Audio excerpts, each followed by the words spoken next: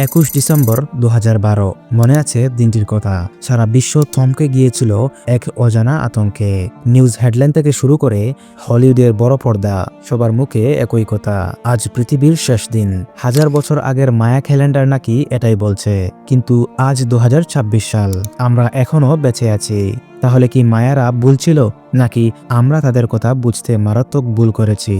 আজ সারফেসপিডিয়াতে আমরা মায়া সভ্যতার সেই নথিপত্র খুলব, যা শুনলে আপনার গায়ের লোম খাড়া হয়ে যাবে। মায়ারা সাধারণত কোনো জাতি ছিল না। যখন ইউরোপ অন্ধকারে নিমজ্জিত, মায়ারা তখন আকাশের তারা দেখে নিখুঁত ক্যালেন্ডার বানাচ্ছিল। তাদের সবচেয়ে রহস্যময় ক্যালেন্ডার হলো লং কাউন্ট। এখানেই লুকিয়েছিল আসল রহস্য। এই ক্যালেন্ডারের সময় মাপা হতো বাকটুন দিয়ে। এক বাকটুন মানে প্রায় 394 বছর।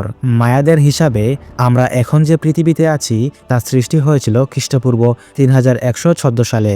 আর তাদের ক্যালেন্ডার অনুযায়ী 13তম বাকটুন শেষ হওয়ার তারিখটি ছিল 21 ডিসেম্বর 2012। কিন্তু সমস্যা হলো, 13তম বাকটুন শেষ হওয়া মানে কি পৃথিবী ধ্বংস? ধরুন আপনার ফোনের ক্যালেন্ডার 31 ডিসেম্বরে গিয়ে শেষ হয়ে গেল। আপনি কি ভাববেন পরদিন পৃথিবী ধ্বংস হয়ে যাবে? না, বরং 1 জানুয়ারি নতুন পৃথিবীর শুরু। মায়াদের কাছেও 2012 সাল ছিল স্রেফ একটি হ্যাপি নিউ ইয়ার। তাহলে এই ধ্বংসের বয়টা ছাড়ালো কিভাবে? মেক্সিকোর জঙ্গল থেকে উদ্ধার হওয়া মনুমেন্ট 6 নামের একটি ফলকে অদ্ভুত কিছু লেখা ছিল। সেখানে বলা হয়েছে বলুন ইয়াক্তো নামক এক দেবতার আবির্ভাব ঘটবে। পাশ্চাত্যের গবেষকরা একে আর্মাগেডন বা কিয়ামত ভেবে ভুল করেছিলেন। কিন্তু আধুনিক লিঙ্গুইস্ট এবং এপিগ্রাফিস্টরা বলেছেন সেখানে ধ্বংসের কোনো শব্দই নেই, বরং সেখানে বলা হয়েছে একটি আধ্যাত্মিক রূপান্তর বা রিফ্রেশমেন্টের কথা। অর্থাৎ মায়ারা ধ্বংস নয়, বরং একটি নতুন যুগের সেলিব্রেশনের প্রস্তুতি নিচ্ছিল। তাহলে এই মিথ্যা আতঙ্ক ছড়ালো কারা? উত্তরটা হলো বিপণন এবং ভুল ব্যাখ্যা।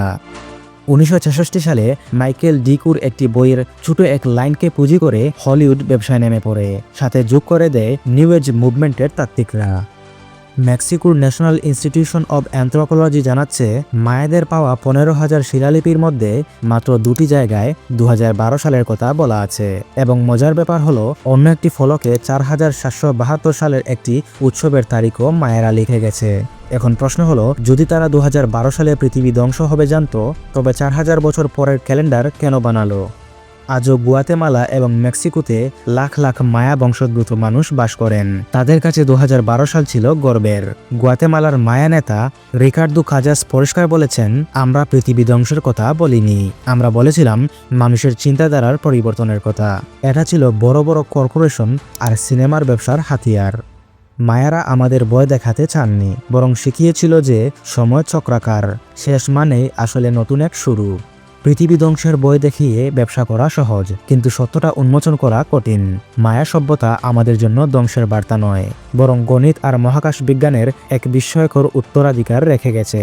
পরের বার যখন কোনো দুনিয়ার শেষ ভবিষ্যৎবাণী শুনবেন, একটু থামবেন, কারণ ইতিহাস সবসময় আমাদের ভয় দেখায় না, মাঝে মাঝে আমাদের সচেতন হতে শেখায়।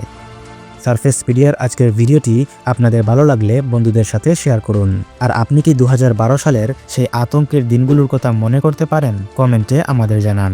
দিন দিন ভূমিকম্প খুব ভয়ঙ্কর রূপ নিচ্ছে। প্রতিদিন বিভিন্ন দেশে বড় বড় ভূমিকম্প হচ্ছে। ভূমিকম্পের ফলে টেকটনিক প্লেট একটি আরেকটি থেকে দূরে সরে যাচ্ছে। তবে কি পৃথিবী ফেটে যাচ্ছে? ফেটে গেলে কি হবে জানতে চাইলে আমাদের এই ভিডিওটি দেখে আসতে পারেন। দেখা হচ্ছে পরের ভিডিওতে। ততক্ষণ পর্যন্ত সত্যের সন্ধানে থাকুন। ধন্যবাদ।